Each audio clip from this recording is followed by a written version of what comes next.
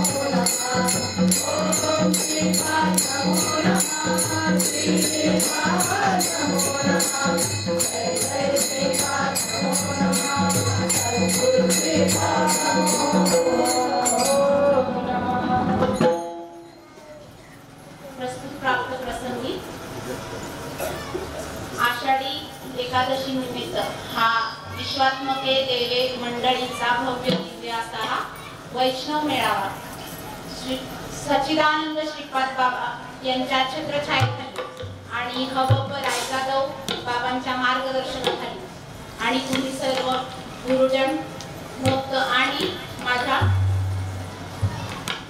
इथे घेतलेला 4 चरणाचा जगत वंदनीय तुकाराम महाराजांचा हा 4 चरणाचा अभंग आहे. बोलावा विठ्ठल, बोलावा विठ्ठल, पहावा विठ्ठल, करावा विठ्ठल जीवभाव. येणे सोसे मन झाले हाव घरी, परत माघारी येत नाही.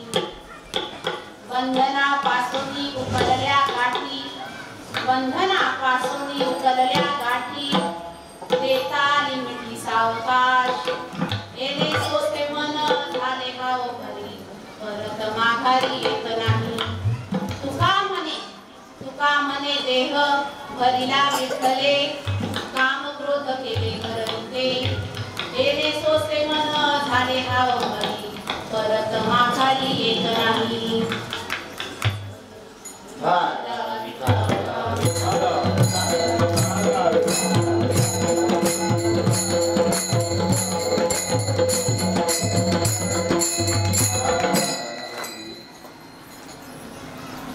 तुकाराम महाराजांचा हा 4 चरणाचा अभंग जरी उपदेशपर वाटत असला तरी स्थितीपर अभंग. निरूपणाला सुरुवात करण्याआधी आपण सोडवणारे आपण तर प्रयत्न म्हणून शब्दार्थ जाणून घेऊया. बोलावा विठ्ठल, पहावा विठ्ठल, करावा विठ्ठल जीवभाव. काय सांगितले तुकाराम महाराजांनी? विठ्ठलाचं नाव घ्या, त्याला डोळे भरून पहा, पण त्याच्या सोबत त्याला जीव भावाने करून घ्या. जीव भावाने करून घ्या. काय सांगितलं? क्रिया सांगितली नाही का? आणि ही क्रिया केल्यानंतर काय होतं ते पुढच्या 3 चरणामध्ये सांगितलं. येणे सोसे मन झाले हाव घरी. काय? मनाला सोस भरणारे ही जर क्रिया केली, या क्रियेने जर तुम्ही गेलात तर मनाला सोस भरणार आहे. आणि त्या सोस मनाला जो भरणार आहे त्याचा हव्यास लागणार आहे की त्यांनी काय, एकदा त्या मनाला जर चटक लागली तर ती काय होणार आहे, परत माघारी येत नाही. म्हणजे ते मन परत त्या स्थितीतून परत माघारी येणार नाही. पण कधी? बोलावा, पहावा आणि करावा. पुढे 3ऱ्या चरणात तुकाराम महाराज सांगतात ही स्थिती होणार आहे, पण कशी? प्रक्रिया सांगितली नाही का? काय सांगितलं? तर बंधनापासून उकललेली गाठी, देता आली मिठी सावकाश. मग कुठल्या गाठी? बंधनापासून उकलल्या गाठी. म्हणजे बंधनाच्या ज्या गाठी आहेत त्या काय होणार आहेत? उकलणार आहेत. आणि त्या बंधनाच्या गाठी उकलल्या की मग तुम्हाला काय होणार आहे? त्या पांडुरंग परमात्म्याला काय मिठी देता येणार. म्हणजे अगदी सहज अशी, नकळत नाही का, समजणार पण नाही अशी मिठी देता येणार आहे. आणि ही प्रक्रिया झाल्यानंतर जे साध्य आहे, म्हणजे जो अंतिम म्हणतो ना आपण, ते अंतिम काय होणार आहे? तर तुका म्हणे देह भरिला विठ्ठल. म्हणजे हा देह आहे, हा देह काय विठ्ठलमय होणार आहे. आणि त्या विठ्ठलमय देहातून मग पुढे काय जे असतं ना, बाबांनी म्हणजे म्हणतात ना की एखादी कोणी दुसऱ्यानी जागा व्यापली की एक काहीतरी रिकाम होतं. तसं काम क्रोधाचं घर काय होणार आहे? रित होणार आहे. विठ्ठल विठ्ठल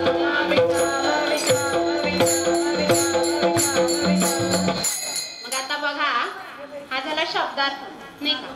तुकाराम महाराज त्यांचा अनुभव सांगतात.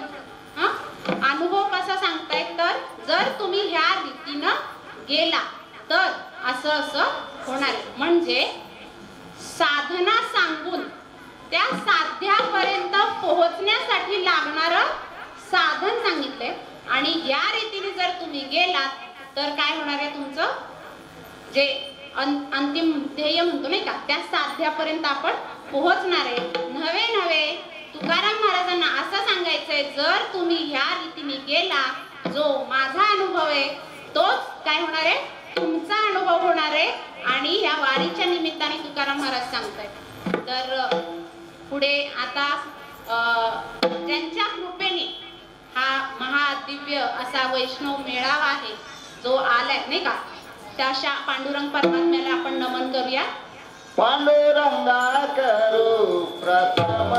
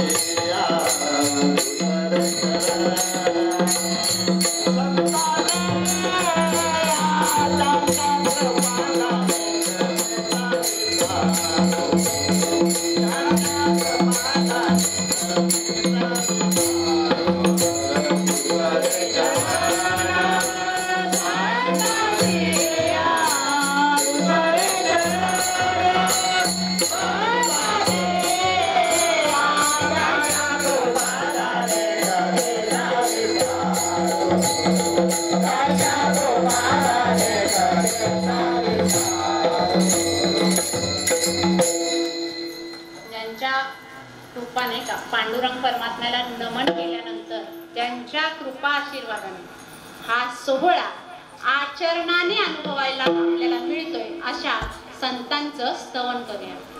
ओम नमो ज्ञानेश्वराय. ओम नमो ज्ञानेश्वराय. ओम नमो ज्ञानेश्वराय.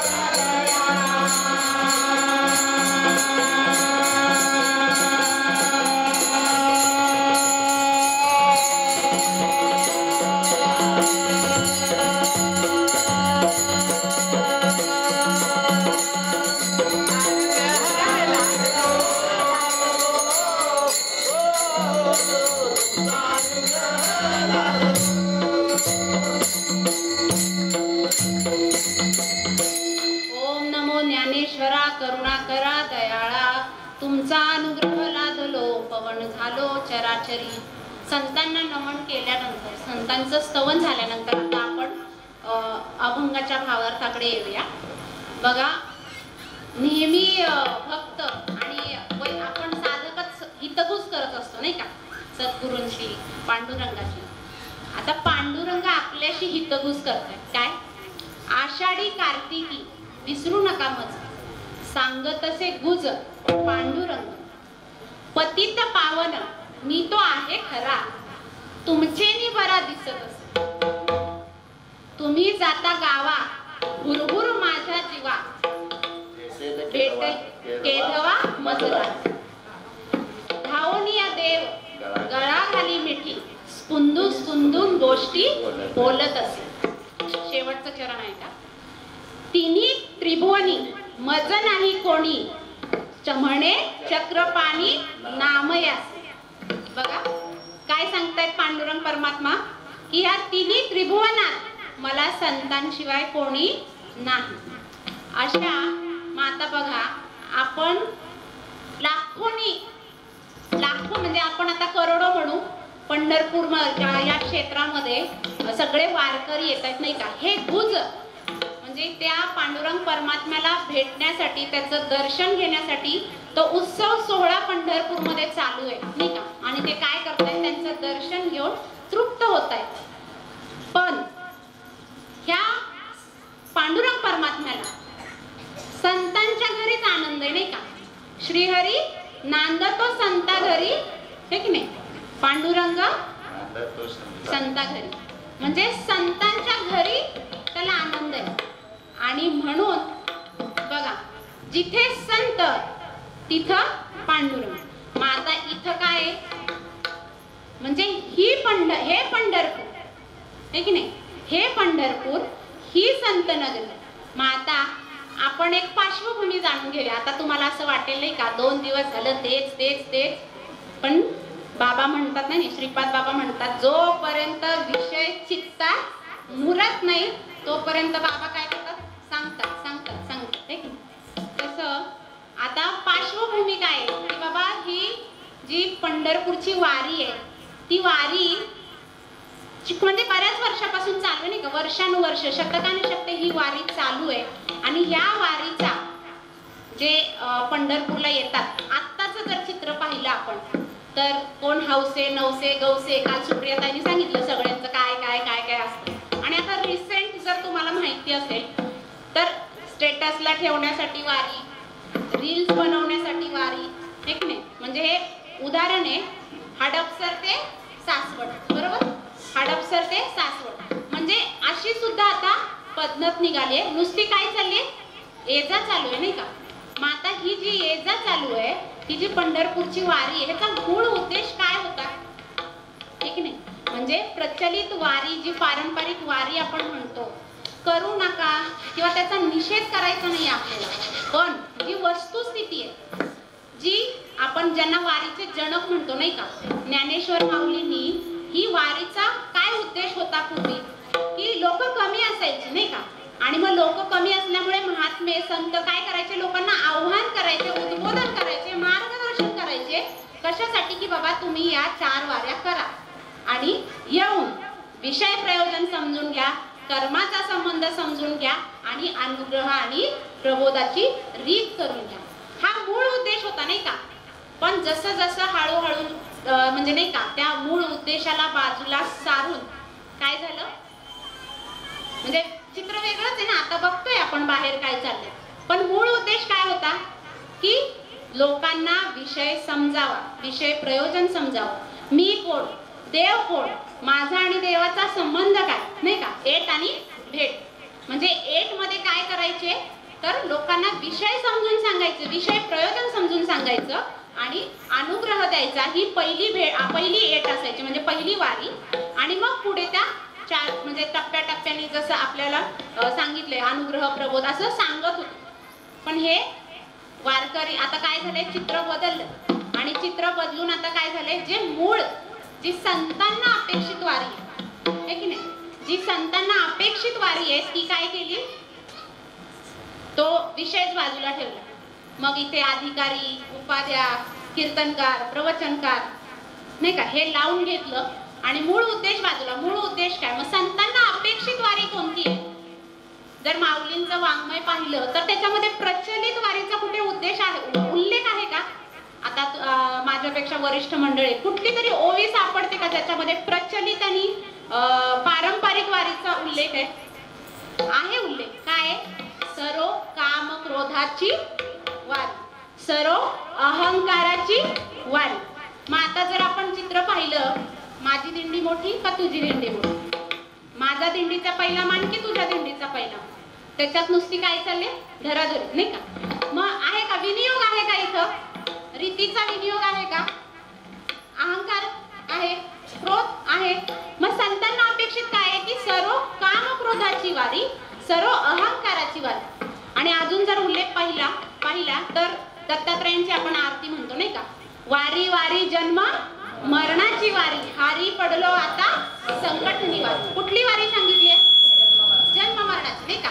म्हणजे जन्मायचं, मरायचं, परत जन्मायचं, परत मरायचं, ही जी वारी आहे ती काय करायची आपल्याला? बाद करायची, नाही का? म्हणजे ही वारी, या वारीतून मुक्त व्हायचंय.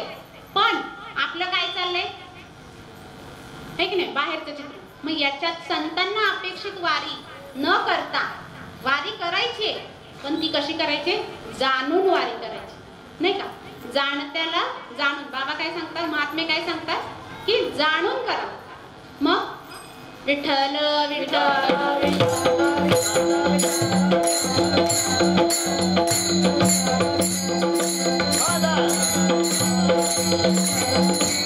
आता ही संतांना अपेक्षित वारी, मग आता ही संतांना अपेक्षित असलेली वारी कधी पूर्ण होईल?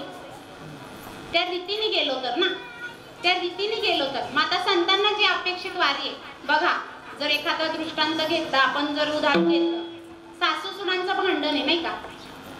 आणि सुनेला वेगळं राहायचंय, हे आपल्याला जास्त लवकर कळेल. सुनेला वेगळं राहायचंय म्हणून सुनेने काय केलं? वेगळं राहिली आणि वाट्याला सासूच आली.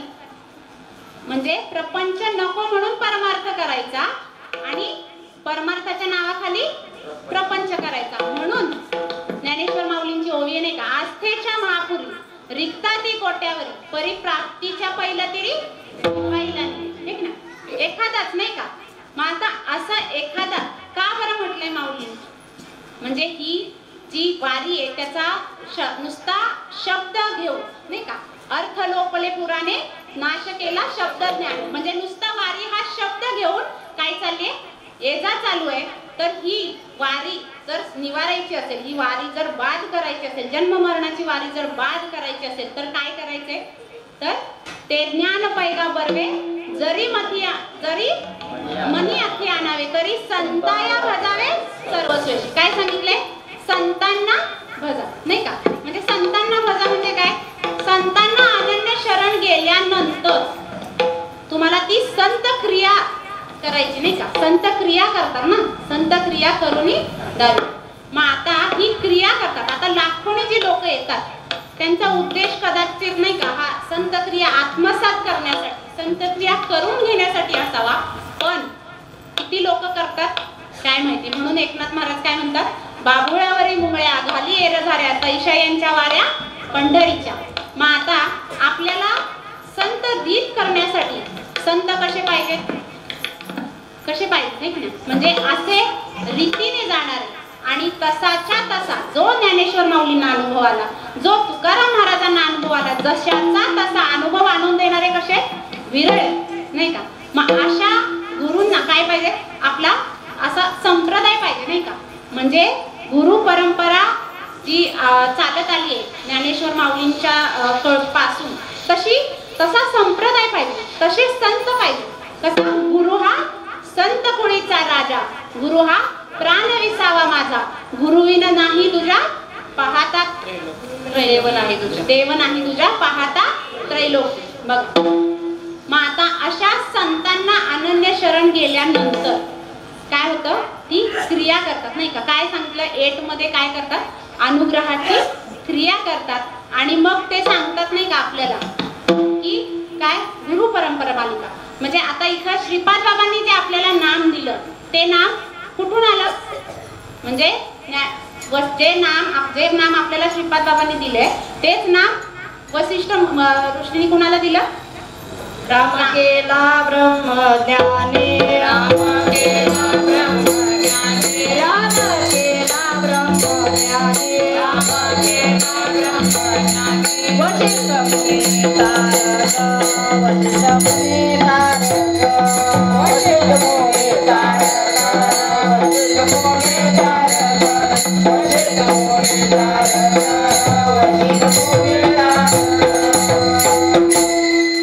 बघा, म्हणजे जे नाम आपल्याला श्रीपाद बाबांनी दिले, म्हणजे आता इथे आपण तर थोडंसं मागे जर गेलो तर संतांना अपेक्षित जी वारी आहे नाही का, हे नाम जे मिळाले आपल्याला, जे नाम श्रीपाद बाबांनी दिले ते पाहू आपण.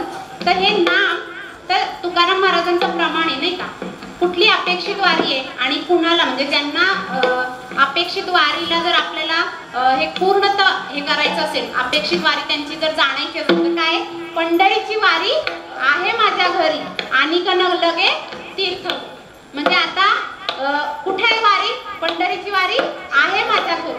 ती कशी होणार आहे तर संतांना शरण गेल्यानंतर. मग ज्या म्हणजे जे नाम श्रीरामांना मिळालं तेच नाम ते आपल्याला मिळालं, जे नाम आपल्या भगवान श्रीकृष्णाला मिळालं तेच नाम आपल्याला मिळालं. मग असं हे नाम अनादी अनंत काळाचं नाम, जे आदिनाथ गुरु आदिनाथ उमा बीज प्रगट, काल ऐकले नाही का कथा, ते नाम आपल्याला मिळालं नाही का, श्रीपाद बाबांनी कोणाला दिले, आपल्याला दिले ते नाम. असं हे नाम जर ज्ञानेश्वर माऊलींच्याकडून गुरु परंपरा मालिकेच्या याच्यातून काय आले आपल्याला, ते नाम अनुग्रह मिळाला. मग आता ह्या नामाची व्याप्ती, मग आता म्हणजे म्हणतात नाही का की आम्ही बघतो, म्हणजे त्या नामाचं काय झालं पाहिजे, चिंतन झालं पाहिजे, अनुग्रहाचं चिंतन झालं पाहिजे. तर हे जे नाम आहे त्या विठ्ठल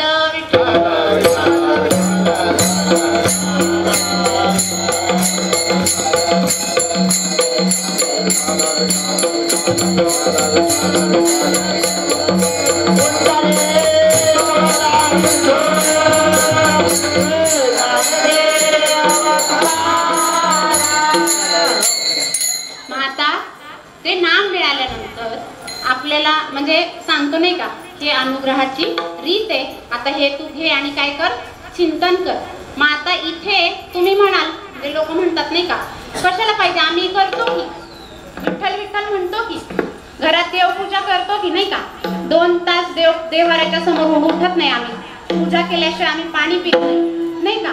पण हे जे असं जर मग विठ्ठल विठ्ठल कशाला, म्हणजे नाम कशाला पाहिजे.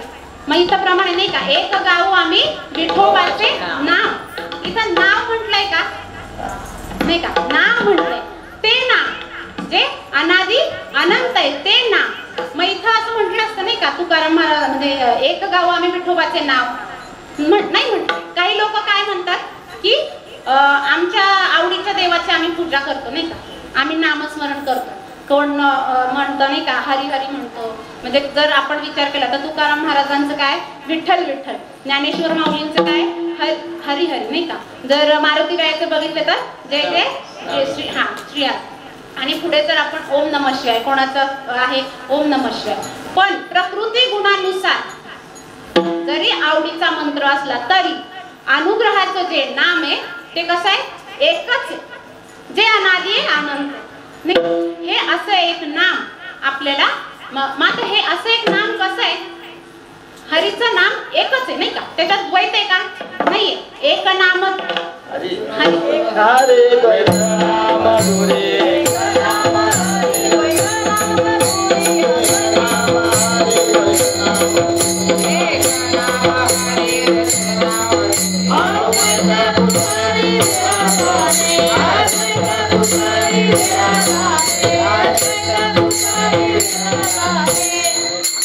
आता हे असं आहे हरीचं नाम.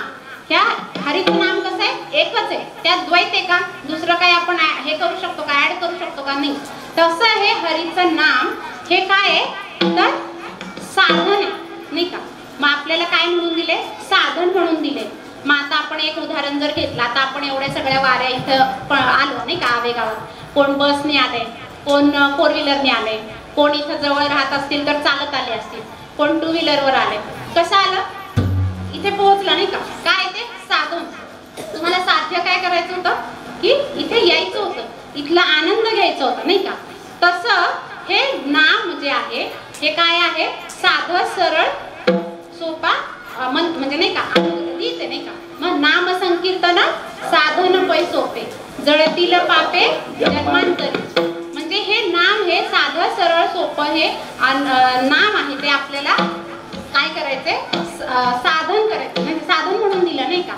मग आता असं साधन म्हणून द्या. आता मग तुम्ही म्हणाल आता मिळालं मला नाम झालंय माझं काम आणि तुम्हाला राम राम होईल का जमतंय का होईल का असं नाही होणार नाही का.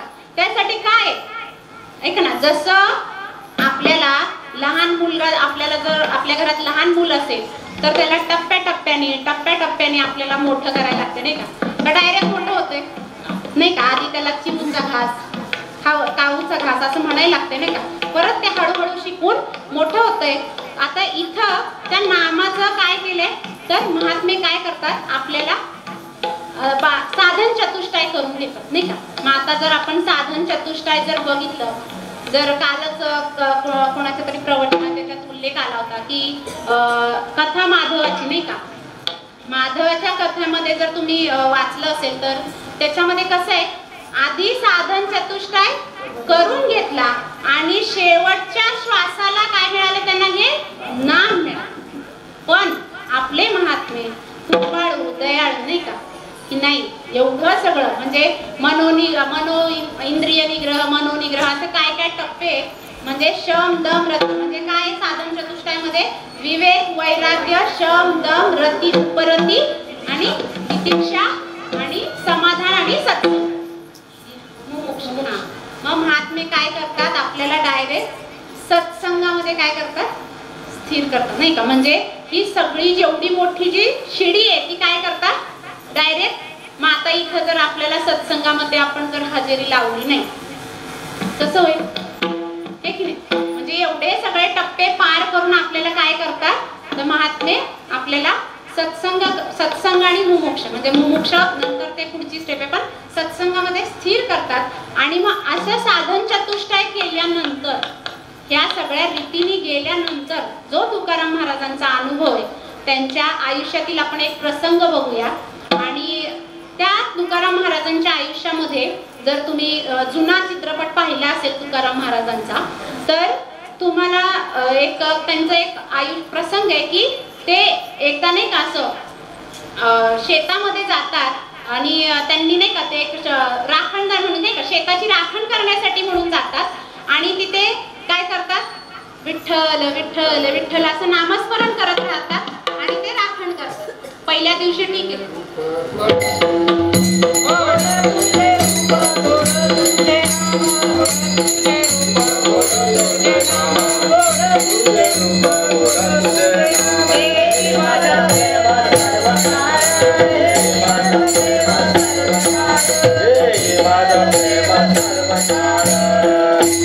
गोड तुझे रूप गोड तुझे नाम देवी देई मज प्रेम सर्व काळ.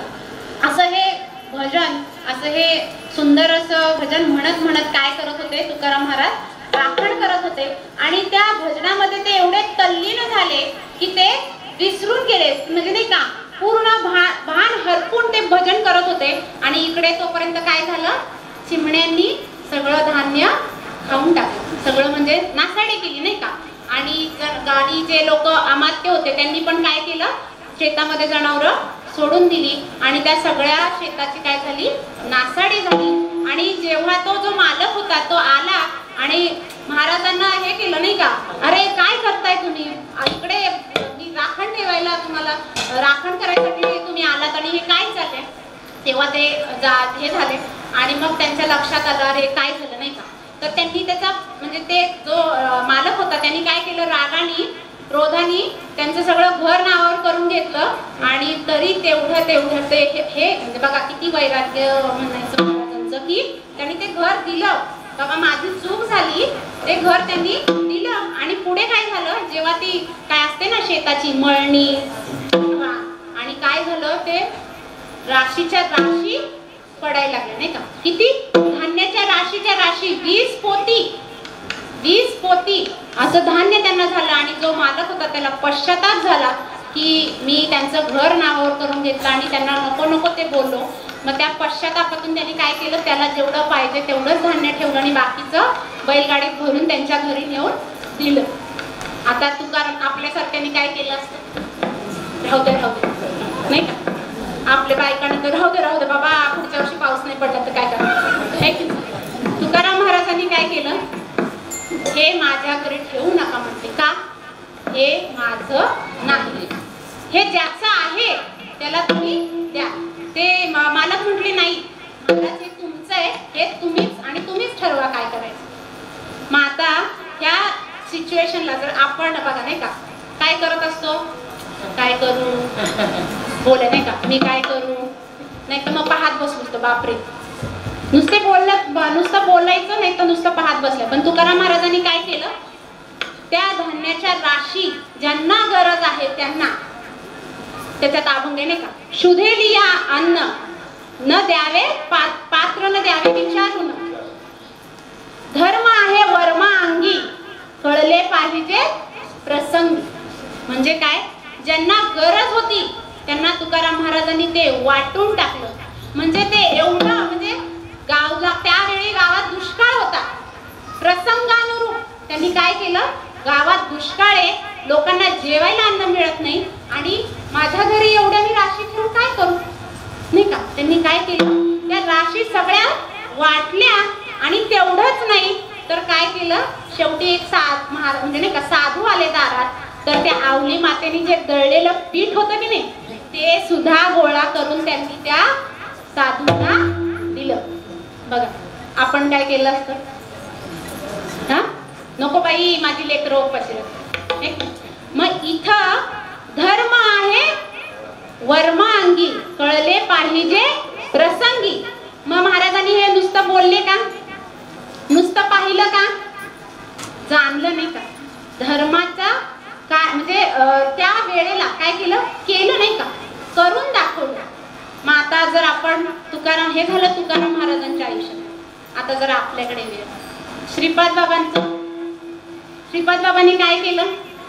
त्यावेळची 4 अंकाची नोकरी सोडून त्यांनी काय केलं? ह्या जड मूड जीवांचा उद्धार व्हावा, बाहेर असं वातावरण दूषित झाले आणि माझी लेकरं त्या म्हणजे म्हणतो ना आपण त्या बेडीत अडकू नये, त्या जंजाळात अडकू नयेत म्हणून ती 4 अंकाची नोकरी सोडून काय केलं? त्यांनी त्या परमार्थ क्षेत्रामध्ये वाहून दिलं. म्हणजे नाही का शब्दाला म्हणजे हे न देता गांभीर्य शब्दाचं हे शब्दार्थाकडे जास्त कल आहे समाजाचा, म्हणून त्यांनी ते 4 अंकाची नोकरी सोडली. आता अजून अलीकडे येऊया आपल्या रायजादो बाबा. हे मला सांगायची गरज नाही, मी लहान आहे, माझ्यापेक्षा तुम्ही वरिष्ठ मंडळी आहात इथे.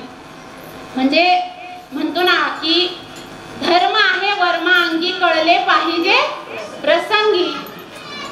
मग इथे बाबांनी काय काय केलं हे सांगण्यापेक्षा म्हणजे म्हणतो ना आपण की विठ्ठल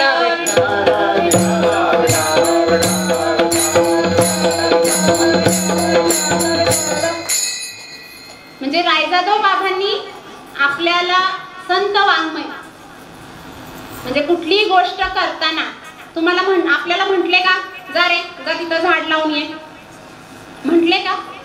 आधी केलं. गो संवर्धन म्हटले का आपल्याला? जा 4 गाई घे आणि सांभाळ. आधी केलं आणि अजून पण ते कार्य निरंतर चालू आहे नाही का. म्हणजे कुठे म्हणजे ह्या गोष्टी म्हणजे ह्या सगळ्या गोष्टी काय केलं बाबांनी करून दाखवले का. तैसे संता जागे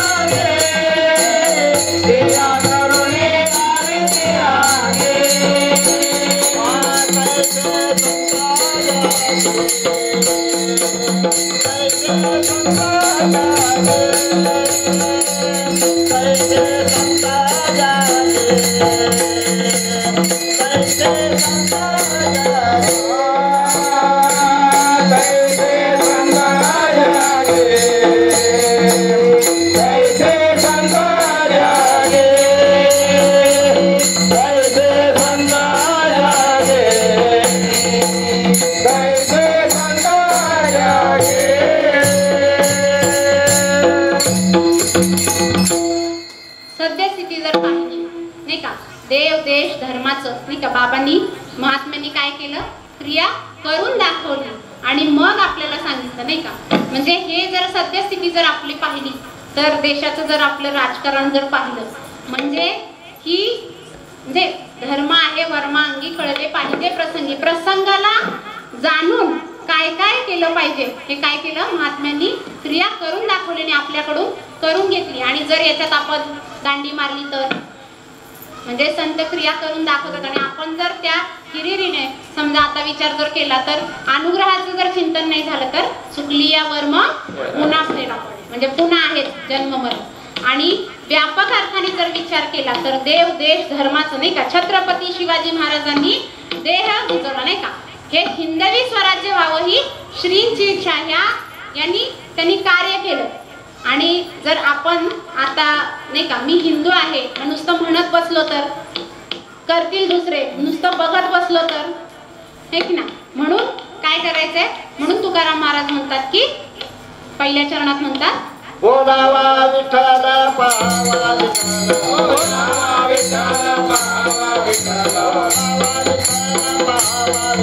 बोलावा विठ्ठल पावा विठ्ठल, बोलावा विठ्ठल बोलावा विठ्ठल जिरवावे, बोलावा विठ्ठल जिरवावे.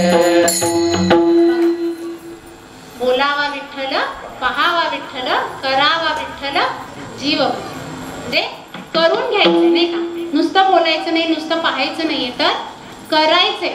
काय करायचंय, जीव भावानी करायचंय. आणि मग जेव्हा तुम्ही ही अनुग्रहाची रीत करून घेता आणि या रीतीने जर आलो तर काय करतात, सत्संगामध्ये संतवाणीच्या श्रवणातून काय महात्म्य आपल्याला बोलावा पाहावा आणि करावाच्या लेवलला नाही का, म्हणजे नुसतं न बोलता नुसतं न पाहता ती आचरणाची रीत म्हणजे साधन चतुष्टय झाल्यानंतर म्हणजे आपल्याला ते नामाचं चिंतन शिकवतात नाही का, ते काय करून घेतात महात्मे सत्संगामधून या वैष्णव मेळाव्यामधून या ही रीत आपल्याला अनुभवानी नाही का अनुभव आणून देतात. आणि ह्या रीतीने जर ही रीत जर आपण जर केली नाही तर काय आपला फेरा पुन्हा नाही का. मग आता इथं आपण जर एक उदाहरण जर घ्यायचं म्हटलं तर ही रीत केली नाही का, सगळं झालं. मग आता मी एक दृष्टांत जर घ्यायचं म्हटलं तर आपण शिक्षण घेतो नाही का, शिक्षण घेतलं आणि मी नर्सिंगचा एक कोर्स केला, कोणी डॉक्टरचा कोर्स केलाय, कोणी इंजिनियर केले, कोण फार्मासिस्ट आहे आणि आहेत म्हणजे बरेच ह्याच्यात. आणि नुसतं शिक्षण घेऊन घरी बसलो तर काय होईल है की नाही. मग ते नुसतं शिक्षण घ्यायचं आणि घरी बसायचं, आनंद होणार आहे का, नाही होणार ना.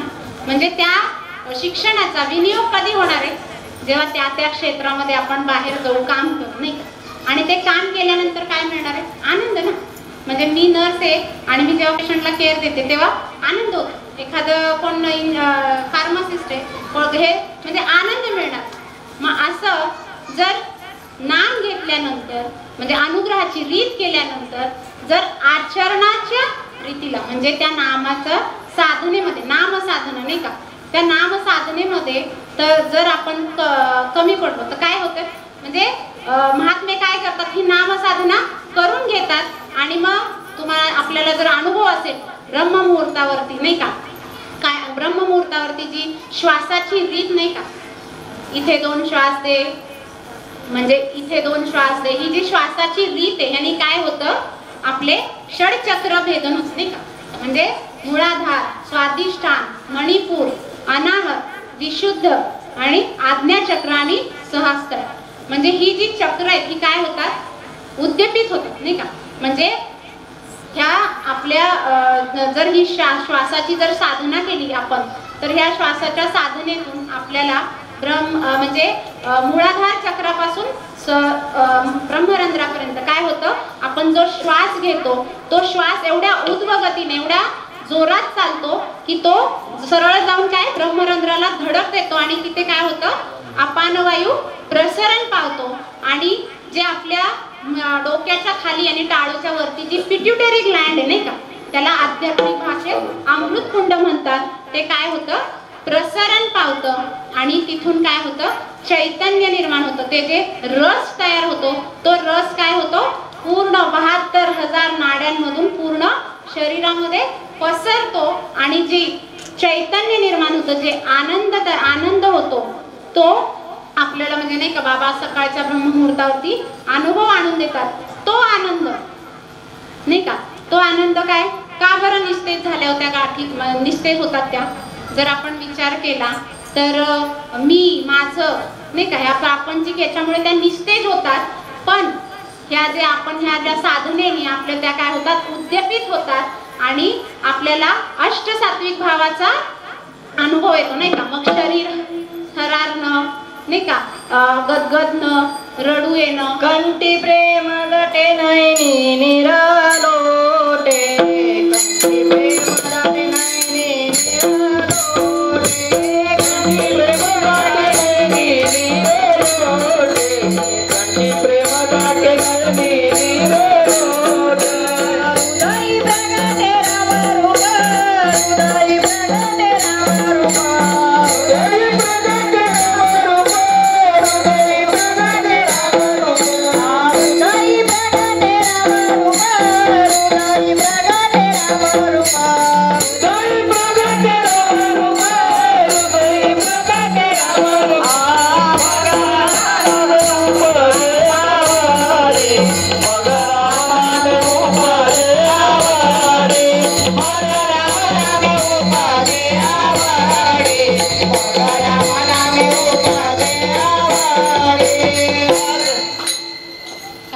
प्रगटे राम रूप उदय प्रगटे शरीरात पसरतो आणि चैतन्य ते आनंद निर्माण होतो तो अष्टसात्विक भाव निर्माण होतो आणि साधक आपल्याला अनुभव आहे नाही का हसणं रडणं अंग शहारणं गदगद होणं नाही का आणि ही जी अष्टसात्विक भावाची जी म्हणजे अष्टसात्विक भाव आहे तो असा हा अष्टसात्विक भावाचा अनुभव आपल्याला रोज ब्रह्ममुहूर्तावरती येतो नाही का मग हेच हा जो अष्टसात्विक भाव आहे नाही का आता झाली माझी अवस्था आता करतो मी संसाराची व्यवस्था असं केल्यावर होणार आहे का नाही म्हणजे हा अष्टसात्विक भाव जर हे अष्टांग योग हे जे हिमालयात जाऊन हे नाही का तपश्चर्या करतात त्यांना काय असा अनुभव एकदाच कधीतरी येतो पण महात्मे संत आपल्याला हे पुन्हा पुन्हा पुन्हा पुन्हा पुन्हा पुन्हा रोज नित्य नवी असा अनुभव आणून देतात आणि हा असा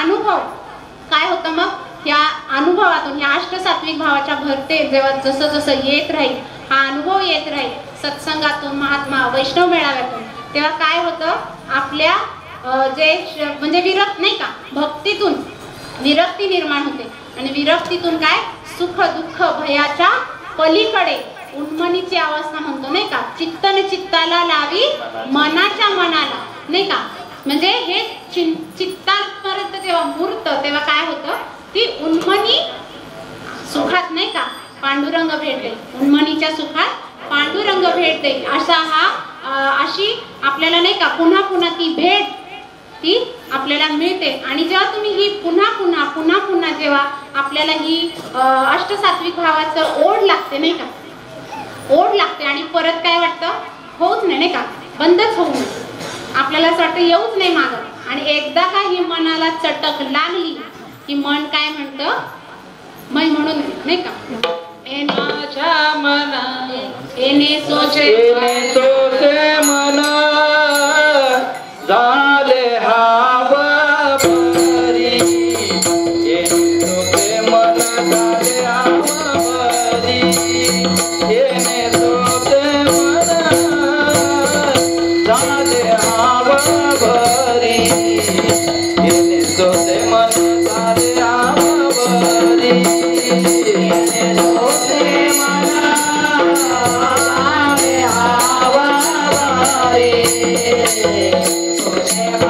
झाले हाव परी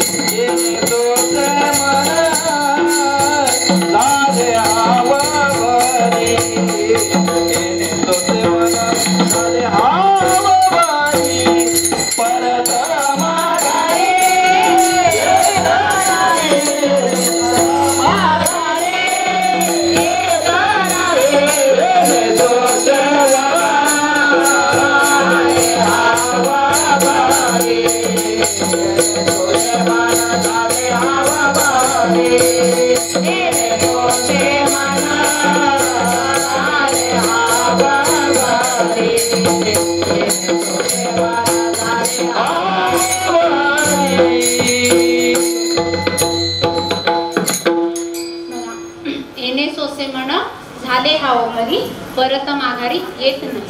ही जी स्थिती आहे ही टिकवायची नाही का, टिकली पाहिजे. तर परमार्थाच्या म्हणजे ही जेव्हा टिकणार आहे तेव्हा काय होणार आहे, परमार्थाच्या ज्या पुढच्या टप्प्यामध्ये जाण्यासाठी, परमार्थाच्या प्रगतीच्या पुढच्या टप्प्यात आपल्याला म्हणजे नाही का जाण्यासाठी काय आहे, तर ही स्थिती टिकली पाहिजे. मग नुसतं बोलून होणार आहे का, नुसतं पाहून होणार आहे का, नाही. तर करावा नाही का, करावा. तर काय करायचंय, तर करू नका काही संत संग धरा. म्हणजे संतांच्या आश्रयाला राहून जर सत्संग संतवाणीचं श्रवण केलं तर ही जी हा जो अष्टसात्विक भाव आहे, हे जे मनाला जे चटक आहे ती काय होणार आहे, लागून राहणार. आणि त्यांनी काय होतं बघा, आता जर इथं आपण जर विचार केला तर आपल्याला म्हणजे दृष्टांत जर घ्यायचा म्हटलं तर ही क्रिया नाही का, क्रिया केली आणि आपलं स्थिती झाली. म्हणजे ही स्थिती टिकवण्यासाठी करावाच्या लेवलला जाण्यासाठी काय करायला पाहिजे. म्हणजे आता लोक म्हणतात नाही का, असं काय परमार्थ असतोय नाही का, झाडं लावून कुठे परमार्थ होतोय नाही. मग काय करायला पाहिजे, करावा पाहिजे नाही. करावाच्या लेवलला जाण्यासाठी ही स्थिती टिकण्यासाठी काय करायचंय, तर सातत्याने नाही का, सातत्य पाहिजे. म्हणजे जीवात जीव असेपर्यंत, जीवभावाने जीवात जीव असेपर्यंत वृक्ष संवर्धन, गो संवर्धन, संत वाङ्मयाचं चिंतन आणि आपल्या रीतीनं संत क्रियेच्या रीतीनं गेलं पाहिजे. आणि ही जेव्हा स्थिती होते आणि ह्या जर रीतीमध्ये तुम्ही जर सातत्याने सक्रिय राहिला तर काय होतं, तर महात्मे जेव्हा आपल्यावर अनुग्रहाची रीत करतात तेव्हा काय करतात, ते आपल्या बंधन असतं नाही का, मूळ बंध, उडिया बंध, जालिंदर बंध, ते काय करतात अनुग्रहाच्या माध्यमातून उकलतात नाही का. पण ह्या जर गाठी उकलल्या, आता ते काय सांगतात, बाबा आता राहिलेल्या ज्या गाठी आहेत काय, तुझ्या तू सोडव नाही का, तुझ्या तू सोडव. म्हणजे नुसतं त्या 3 गाठी ज्या आहेत त्या उकलून देतात महात्मे आणि ते सांगतात की याचं चिंतन कर, याचं सत्संग कर, या सगळ्या गोष्टी ह्या ज्या साधन आहेत त्या कर. त्यांनी काय होणार आहे, तुझ्या उर्वरित गाठी उकलणार आहे. पण जेव्हा आपण सत्संगात असतो तेव्हा काय म्हणतो, हो बाबा, हो बाबा नाही का. म्हणजे कळतंय का बाबा, म्हणजे नाही कळतंय ना, म्हणजे हो. पण जेव्हा घरी जातो तेव्हा कळतंय पण वळत नाही. म्हणून मग आता इथं या 3 गाठी उकलल्यानंतर आता इथं गाठी कुठल्या आहेत बघा, बंधनाच्या गाठी आणि सकाळीच विषय झाला संशयाच्या गाठी नाही. बंधनाच्या गाठी महात्मे उकलून देतात, पण संशयाच्या गाठी काय करायच्या आहेत, आपल्याला उकलायच्या आहेत. मग आता इथं संशयाच्या गाठी कुठल्या, मी, माझा प्रपंच नाही का. आणि आता जसं म्हटलं नाही का, झाडं लावून कुठं परमार्थ होतोय नाही का, गोसंवर्धन गरज असेल तसं आपल्याला साधना उपलब्ध करून देतात. आणि त्या साधनेमध्ये म्हणजे मग वृक्ष संवर्धन आहे, गो संवर्धन आहे, आपला गोमय प्रोडक्ट आता जसं नवीन चालू झाले, परत आपल्या संत वाङ्मयाचा विचार मंथन आहे, प्रसार आहे, हे सगळे काय करतात? ब्रह्ममुहूर्तावरचं भजन आहे, परिपाठ आहे, ह्याचे स्टेटसचे संदेश या माध्यमातून काय करतात? आपल्या त्या गाठी नाही का. आणि जर याच्यात आपण सक्रिय राहिलो नाही तर काय होणार आहे? काहीच नाही होणार. म्हणजे नाही त्या गाठी उकलणार आहेत का? नाही उकलणार. म्हणून काय झालं पाहिजे? सातत्याने नामस्मरण, ब्रह्ममुहूर्तावरचं भजन झालं पाहिजे, गोसंवर्धन आपल्याकडून झालं पाहिजे. म्हणजे करावाच्या लेवलनी झालं पाहिजे नाही का. नुसतं बघून, नुसतं बोलून, नुसतं पाहून होणार नाही, तर करावाच्या लेवलनी झालं पाहिजे, आचरणात आलं पाहिजे. आणि जेव्हा ते आचरणात येतं तेव्हा आपल्या संशयाच्या गाठी काय होतात? उकलतात. म्हणून तुकाराम महाराज पहिल्या तिसऱ्या चरणात म्हणतात, बंधनापासोनी उकळल्या गाठी, बंधनापासोनी उकळल्या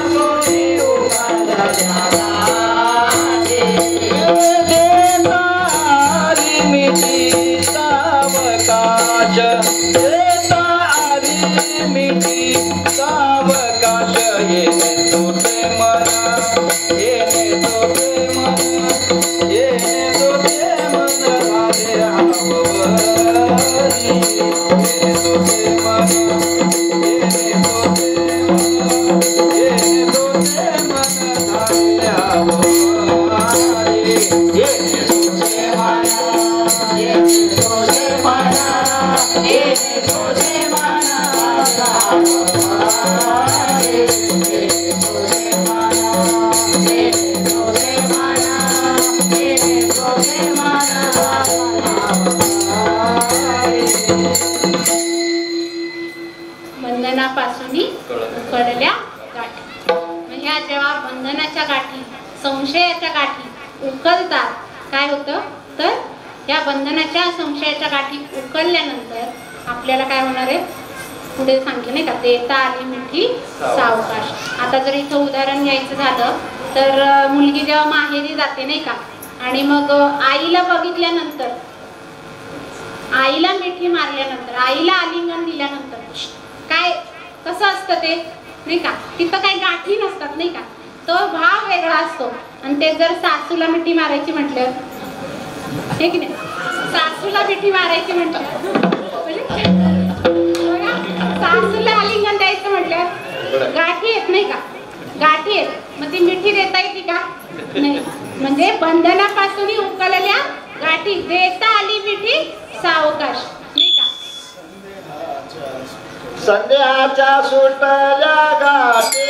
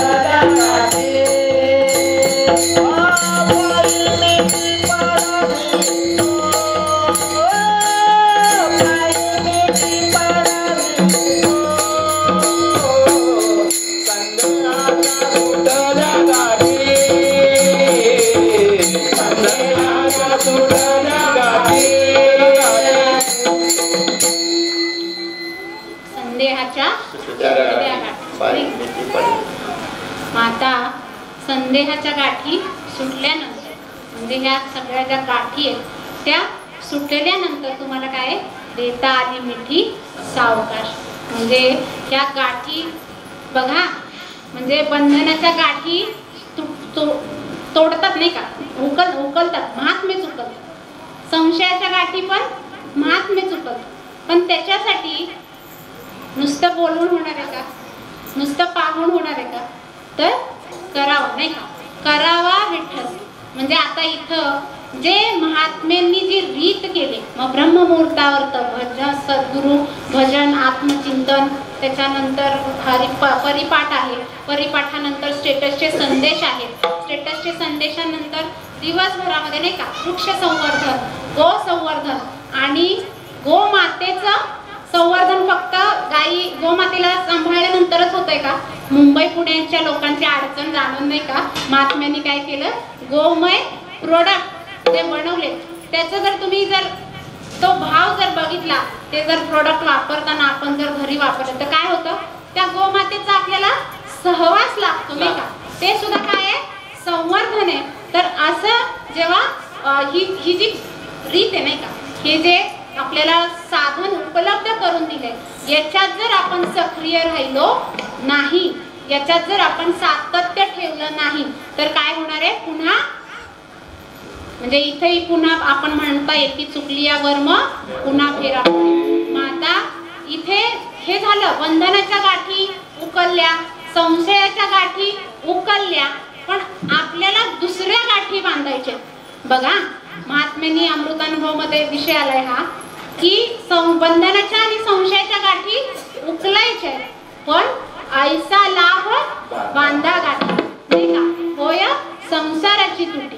म्हणजे कुठल्या गाठी बांधायच्या, कुठल्या गाठी बांधायच्या, तर ब्रह्ममुहूर्तावरच्या भजनाची जी इंद्रियांना वळण पाडण्याची गाठ आहे ती बांधायची, जी परिपाठ ऐकण्याला नाही का मनाच्या कानाने श्रवण करण्याची गाठ बांधायची आहे, वृक्ष संवर्धनाची गाठ बांधायची, गो संवर्धनाची गाठ बांधायची, सत्संग वैष्णव मेळाव्याला हजर लावण्याची गाठ बांधायची नाही का. मग ऐसा लाभ बांधा गाठी, म्हणजे या सगळ्या रीतीने जर गेलं तर काय होणार आहे, तुमच्या आतमध्ये जो म्हणतो ना जो बोध केलाय तो बोध चित्तात म्हणजे मुरणार आहे. आणि जे शेवट राहतं नाही का, बघा ब्रह्ममुहूर्तावरती प्रत्येक जण आज अनुभव घेतला असेल की अशी स्थिती येते की देहभान नाही का, मी देह आहे हा आपण विसरून जातो नाही का, आणि राहते ते काय, उरतं ते काय, फक्त ब्रह्मच. म्हणजे तो जो अनुभव आहे तो अनुभव महात्मे आपल्याला आणून देतात आणि त्यालाच काय म्हणते, परमानंद नाही का, आनंदाची नाही का प्राप्ती म्हटले नाही का त्याला. म्हणजे तो जो भाव आहे, तो जो आनंद आहे, तो आनंद म्हणजे दुसरं काही नाही की आपल्या नसा नसात आपण पूर्ण देहभान आपण अनुभव घेतला तर काय होतं, विसरून जातो आणि तिथे राहतं ते फक्त ब्रह्मच. आणि ह्याच्यासाठी काय केलं पाहिजे, बोलावा, नुसतं करायचंय का नाही, बोलावा नाही, नुसतं पाहायचंय का नाही, तर करायचं नाही का. आणि ही क्रिया केल्यानंतर जो अनुभव तुकाराम महाराजांना म्हणजे ह्या रीतीने गेल्यानंतर तुकाराम महाराजांना जो अनुभव आलाय तो अनुभव तुकाराम महाराज चौथ्या चरणात तुका मने देह वरिला विठ्ठल, तुका मने देह वरिला विठ्ठल, तुका मने देह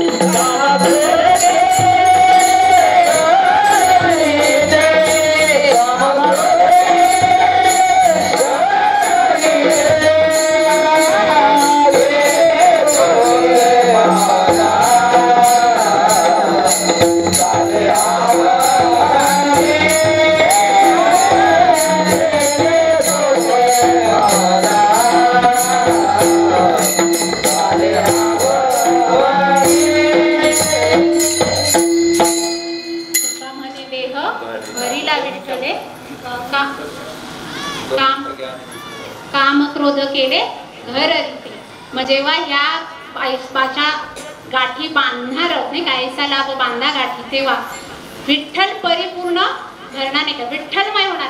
म्हणजे कुठे आपल्याला शोधायचं नाही का विठ्ठल कुठे बसलाय, तर तो आनंद जो आहे ती चिन्ह नाही का, जी उन्मनीची जी अवस्था आहे, जी उन्मनीचा आनंद आहे, तो आनंद म्हणजेच काय तर विठ्ठलमय होणार आहे. आणि ह्या जर विठ्ठल स्वरूप तो आनंद जेव्हा व्याप्तीने आपल्या ह्याच्यात व्याप्त होणार आहे, तेव्हा काय होणार आहे, काम क्रोध गुण आणि अवगुण बाद होणार. विठ्ठल तो पार कुमाई